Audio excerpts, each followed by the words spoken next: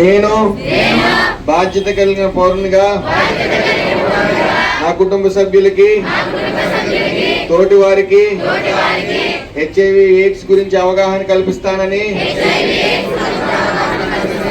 HIV AIDS నివారణలో పాలు పంచుకుంటానని ప్రమాణం చేస్తా ఉన్నాను. హెచ్ఐవి వ్యాప్తి నివారణకు మరియు హెచ్ఐవితో జీవిస్తున్న వారి పట్ల వివక్ష చూపకుండా సేవలు అందిస్తానని, ఎన్ఆర్టీ మందులు వాడుతున్న వారిని ప్రోత్సహించి వారికి మనోధైర్యం కలిగిస్తానని,